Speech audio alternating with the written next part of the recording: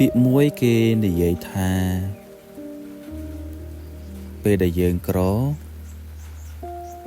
យើងធ្វើអ្វីក៏ខុសពេលដែលយើងក្រពាក្យសម្ដីរបស់យើងសាបដូចទឹកទន្លេខ្ញុំជឿបងប្អូនពេលដែលខ្ញុំបរាជ័យពេលដែលខ្ញុំលំបាកពេលដែលខ្ញុំក្រ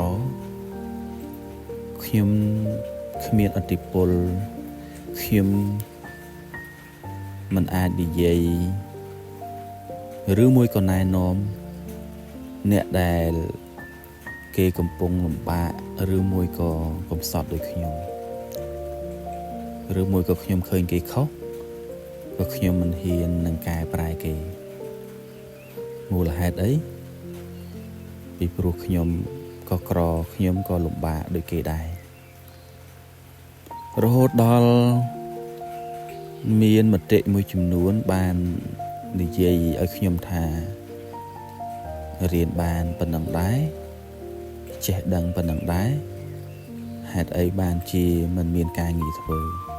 ហេតុអីបានមិនធ្វើនេះហេតុអីបានមិនធ្វើនោះហេតុអ្វីបានជាមិនប្រឹងប្រែងបែបនេះមិនប្រឹងប្រែងបែបនោះតែតាមការពិតយើងរាល់ពេលសម្រាកសឹងតែគ្មានពីច័ន្ទដល់សុក្រពីសៅរ៍ដល់អាទិត្យពីព្រលឹមរហូតដល់ព្រលប់រហូតដល់យប់ជ្រៅទៀតសឹងថាមិនមានពេលសម្រាករហូតដល់ថ្ងៃខ្លះក្រោកពីព្រលឹមមកធ្វើកិច្ចការបង្ហើយថែមទៀតតែធ្វើម៉េចកម្មរបស់យើងបុណ្យរបស់យើងសាងមកបានប៉ុណ្ណឹងតែធ្វើឲ្យយើងនឹងឯងមិនមាន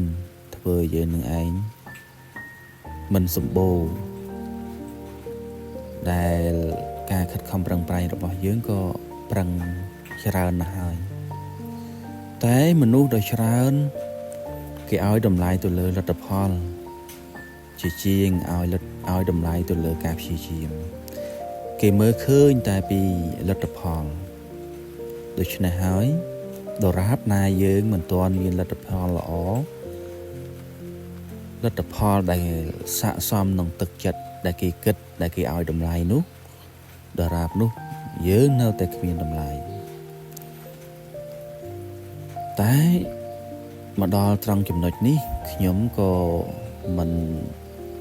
តូចចិត្តមិនលំបាកចិត្តដែរខ្ញុំនៅតែមានភាពវិជ្ជមានខ្ញុំនៅតែគិតថា